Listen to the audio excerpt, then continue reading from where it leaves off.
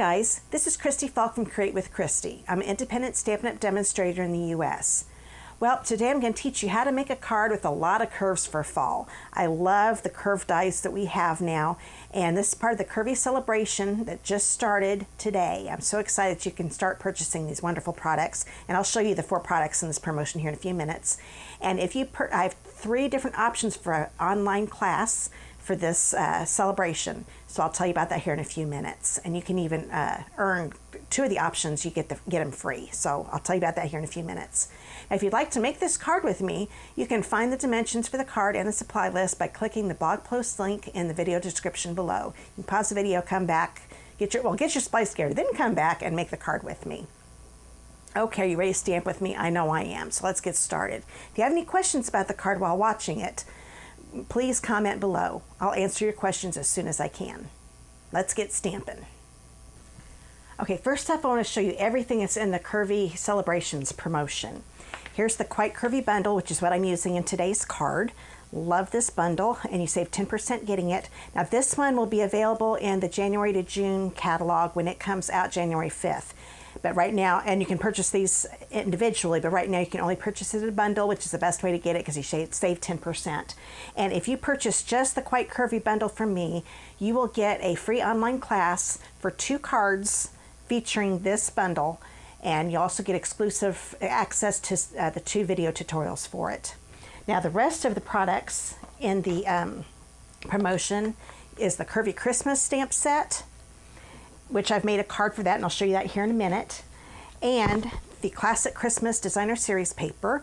It's a 6x6 pack. You get 4 of each design in 3 different colors. So there's the Sahara Sand on the opposite side. Then we've got Shaded Spruce with the opposite side. And then the Cherry Cobbler and the opposite side. Now if you purchase all 4 of these together, you will save 10% on each product. So everything will be 10% off if you purchase this bundle. This is the Quite Curvy Variety Bundle, I think is what they call it. If you purchase this bundle, you will get a bigger online class free from me. I will have 4 cards for you. I'll do 2 with the Quite Curvy, which is what's offered in the class I just talked about, and then the Curvy Christmas. So there'll be 2 cards with Curvy Christmas and 2 with the Quite Curvy.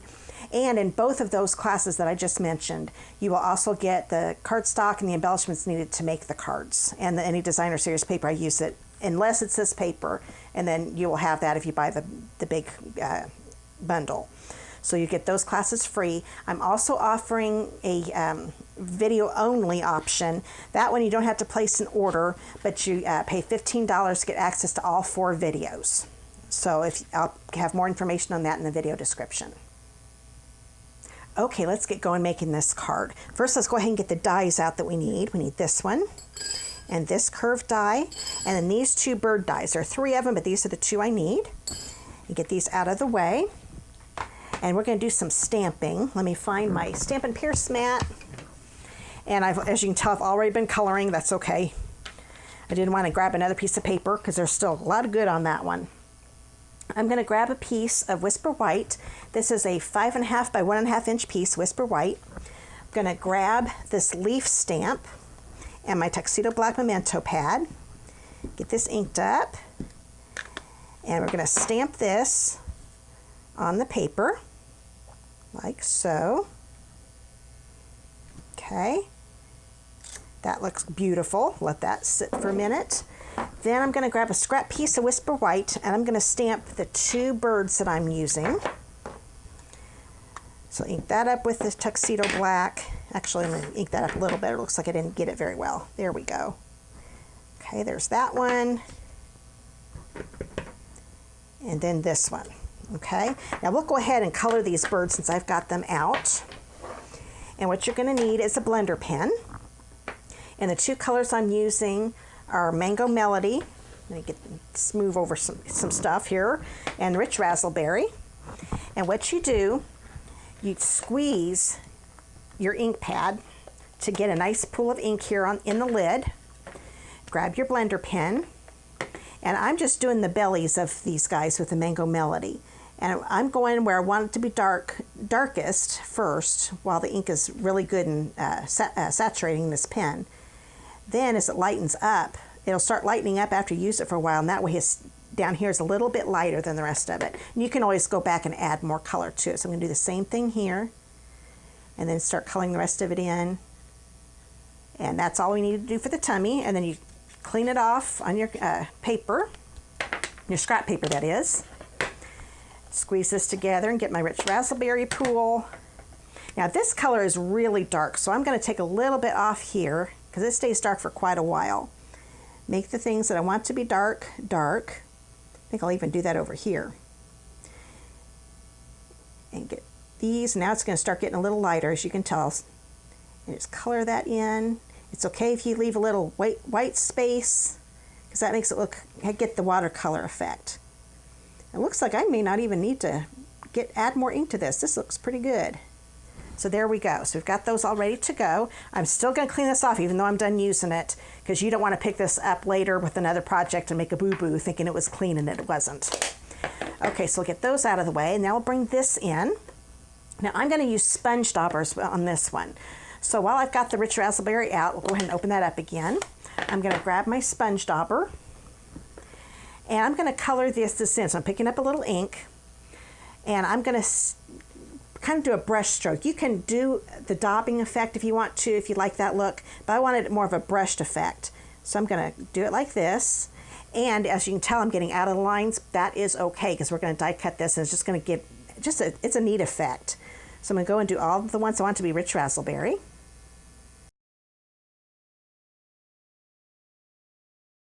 Okay, so the rich raspberry is done. Since we've got the mango melody still out, we'll go ahead and do that quick. So I'm going to do it the same way, just different leaves, of course.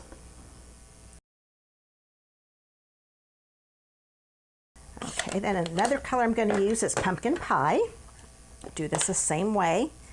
Grab my sponge dauber for that. And last but not least, I'm going to use my cinnamon cider. Now the colors I picked out are all in the Plaid Tidings Designer Series paper. Now the rich raspberry may not be in the exact paper I'm using right now, but I knew those colors would look good, and I wanted to have a color that popped a little bit. So now I'm going to do the rest of the leaves in the cinnamon cider. Okay, I don't know if you could tell too, I also made sure I put some on the stems too. They're all just different colors, but it's going to look so neat. Right now it may look a little bit like a mess, but it's going to look really pretty when we die cut it. So speaking of die cutting, that's the next thing we need to do. So I'll be back here in a minute with my cut and emboss machine. Okay, now we're going to get all the die cutting done. So I've got the #1 platform down first. Then you need your die plate #2. And you could use either the standard cutting plate or the magnetic plate. Now I'm using the magnetic one. I'm going to go ahead and bring these two in here. We're going to grab this great big one for the leaves. Put that down. I love how the magnetic platform holds that down. It does have a little warping problem, and I've been just bending it the other way to get it flat again. You can also put something heavy on top of it when you're not using it, and that actually flattens it out really good too. Okay, we'll put that down. But I do still love how it's just one big magnet, and the dies don't jump around between magnets like our old one did. Now I'm going to take my platform, my cutting plate here, have it start going through. Get those all die cut. And I'll show you the birds first. So we've got our birds. Put those in my little plate so I don't lose them. But I want to show you the leaves. You're going to love this. Isn't that pretty? And if you have too much white on the board, it looks like I sponged it pretty good. I kind of like going out of lines because I really didn't want a lot of white. A little bit of white is good, but you don't need a lot. So isn't that pretty? I love that effect. Well, as I was getting ready to edit this video, I saw an update from Stampin' Up about the magnetic cutting plate, and it's because of the warping that I talked about here just a second ago. And this is what it says. Due to quality concerns and to ensure our customers have the best possible product, we have decided to shut off the magnetic cutting plate, effective immediately. As a workaround, we suggest that you use washi tape or sticky notes with standard plates to keep your dies aligned during use. We're working hard to resolve the issues with this product, however, we are unable to estimate when or what that will be at this time. As always, we will keep you posted with any updates. All demonstrators and customers who have previously ordered the magnetic cutting plate will automatically receive coupon codes and an email as compensation. This email will be issued sometime in November, so be on the lookout for that. Feel free to keep or discard your magnetic cutting plates as we do not need them returned. So I want to give you an update on that so you know that is no longer available. And if you did purchase one, you'll be getting a coupon code soon. Okay, and we've got a little more die cutting to do. Let me get this back in place again. Now we're going to use the curve die. Now there are little dots that cut out, or you can just have a straight curve. Now with my plaid paper, I just wanted the curve without the dots. This is a 5 1/4 by 2 inch piece, sorry. So it's 5 1/4 by 2 inch piece of the plaid tidings. I'm going to have it on the bottom, my curve. Like I said, I want it to be without the dots. So I want to make sure that that blade is facing up. So then this bottom piece is what's going to get those dots, which I don't want. So put that down, put my cutting plate on it again, run it through. Now, what I could have done was die cut this in the middle of the paper, and that would have given me 2 perfect curves, and I could have separated them and then done my leaves and stuff in the middle. But I wanted the bottom part to be white, so I'm going to show you the trick to that. But I'm still going to keep this because I bet I can use that on another card. So let's go ahead and put this over to the side. Okay, now I'm going to show you the trick on how to use a different piece of paper and have the curves line up. Now, of course, you don't have to have them line up, but this is the look I was going for. So I'm taking a piece that's actually longer than my card. So this is a 6 inch by 1.5 inch piece. You can't go any longer than 6 because that's as long as this can be. Now this time I'm going to have the curve on top, and I want the dots to show. So I'm still going to lay it down the same way. I'm going to have the blade on top, so that way my dots are on the bottom like I'm wanting. Going to put that on there like so. Okay. So what it's doing, it's actually still the same curve. So you want to lay it down the same way I did on the plaid paper. That's the trick. You don't want to do it the opposite way because then you're not going to get it to line up. So just make sure that you line it up just like you did with your plaid paper. And then we're going to run that through. And the reason I'm making it longer is that way I can line those curves up and then trim off my excess. So I'll show you that here in just a minute. It's really easy, quick and easy. Okay, so now we've got the white piece done. And that is all the die cutting we're going to do right now. I will be bringing this back in to do some embossing, and I'll show you a little neat thing I'm doing with the embossing that I don't do all the time. Okay, right now you want to get your plaid paper back out and grab a piece of the pumpkin pie. This is 5 1/4 by 4, and we're going to attach this to the top of my pumpkin pie. So you're going to see why I had to get the die cutting machine out of the way for right now. There we go. I didn't have my glue ready. Once you get it rolled up right, it does great.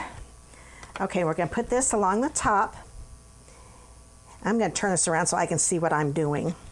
I find if I'm wanting to line edges up, I want the edges I'm lining up to be closest to me so I can really see what I'm doing, so I'm not at an angle. Okay, so we've got that on there. Now we're going to do some embossing. Okay, to get set up for embossing, all we need is the platform number 1, so we'll put that in. And I'm using a 3D folder. So this is a sandwich for a 3D folder. This is my favorite Tasteful Textile. I know I use this a ton. But you're wondering why I put the plaid paper on there before I embossed? It's because I want this to be embossed too. I make that look more like material. So I love doing this. It's so much fun. So I'm going to put that in my embossing folder, put it down in the machine, fold first. Then grab my specialty plate and run that through. And hopefully you'll be able to see it in the video, how cool it is to have both of those embossed. Isn't that neat? Oh yeah, you can't see that. Isn't that neat? I love that. Really makes it look like I've got material on there. Okay, so we're all done with the die cutting machine, and we're going to get going and finish this card up. Okay, now we're going to finish putting this together. First off, we want to stamp the greeting on this before we put it on the card, especially since this has got some texture to it. So I'm grabbing the Thinking of You Makes My Day, and once again, my tuxedo black. Of course, you can use a color if you want to. I just thought it looked a little better doing the black. Just whatever you like to do. And then I love how this lines up. You can move it around.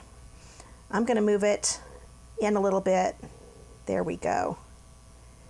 And I know I'm not going to cut it off once I put it on that paper because I've got it far enough away. I'm only going to be having to cut off a little bit on each side, so I know I did okay that way. If you're real nervous about it, you could go ahead and put it on the card and stamp it. Because it's not textured too much, you probably would be okay. But let me show you the trick to get this lined up. So I'm going to line it up right here. See how it lines up with that curve? And then just bring it straight down, and that's how I'm going to glue it. So let's go ahead and get some glue on there. I should have done that first. So put some on here. I'm going to put a couple strips down here near the end since I don't know exactly where I'm going to be cutting this. Of course, make sure you've got all across the bottom. Okay, now we'll do this again. Holding it up, even if you do get it stuck on there, because it's sealed, makes it so you can take it up the first 10 minutes. Don't worry about that. I'm going to bring this down. It doesn't have to be perfect. That just gives me an idea. Then I'm going to line up those bottom edges. There we go. Now that curve is matching that one. Then I'm going to turn this over, grab my paper snips, and I'm just going to cut those ends that are showing from the back off. And that's all you need to do to get those to line up. And I love having that texture in there. So cool. Okay, we are almost done. Oh, we do want to take some linen thread. This is our braided linen trim. I've got a 7-inch piece and a 5-inch piece. And I'm going to put some adhesive here along the top. I'm going to do a couple strips of it. Oops, I did not cut that off right. You can see it's starting to get sticking to the bottom. That was the way I did it this last time. I didn't cut it right. There we go. See, once you get it going, it does perfectly. Okay, so you want it to have 2 strips here. I know that's about where I'm going to be putting that ribbon to attach it. I'm making it extra wide in case I don't have it right where I want it. Take the longer 7-inch piece, go across here, bring it down just a little bit so it gets on my tape. Actually, I need to do, see, that's nice. You can just add more adhesive. I'm going to add a little bit more because I want it up a little higher than where I put the adhesive strips. There we go. And then make sure it's nice and straight. And there we go. Since I had that extra adhesive, that made it so I made sure it got stuck somewhere. Now while that's on there, I'm going to grab my card base. This is Mango Melody, 8.5 by 5.5. Go ahead and get this folded, get those corners to meet, and then fold it. And I'm going to go ahead and attach this to my card base. I'm going to make sure I've got adhesive in these top corners so it doesn't pop off because of that trim. Make sure you get it on your long sides. That looks pretty good. Make sure your fold is on top. You don't want to put it on, make your card upside down. Put that right there in the center. And let's go ahead and finish the ribbon up. I'm going to take the shorter piece, the 5-inch piece, thread it underneath my attached one, and just tie it on with a single knot. You can do a double knot if you want to. I find a single knot works just fine.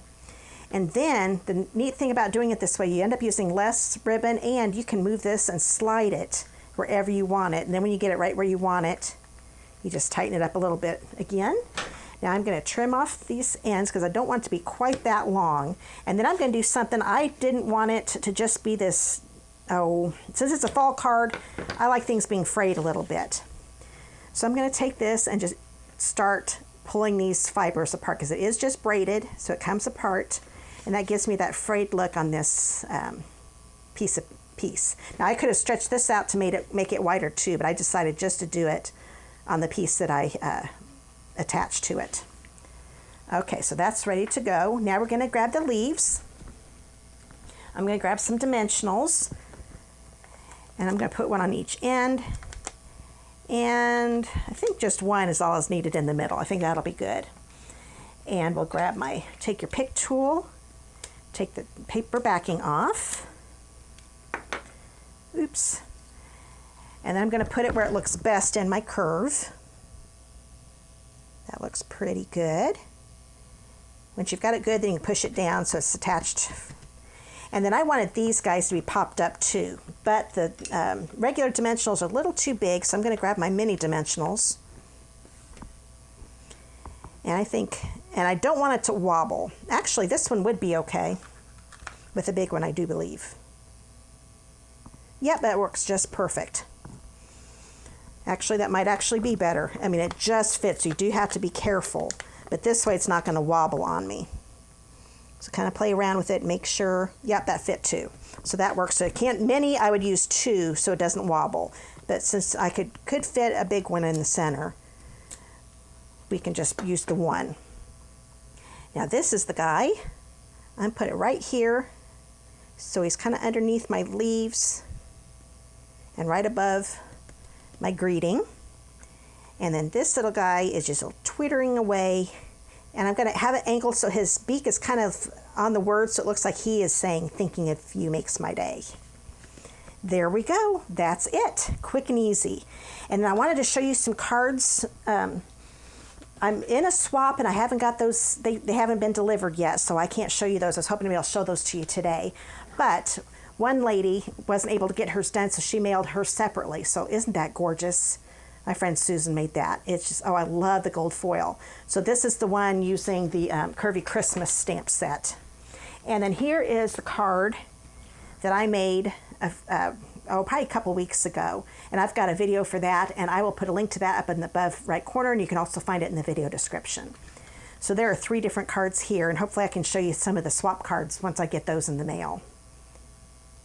Well, once again, I had so much fun making this card with you, and I hope you had fun too. And if you want to stamp with me again, please subscribe to my channel below, and make sure you click that bell icon you see after you subscribe and select all. That way YouTube will notify you every time I do a video and you won't miss anything.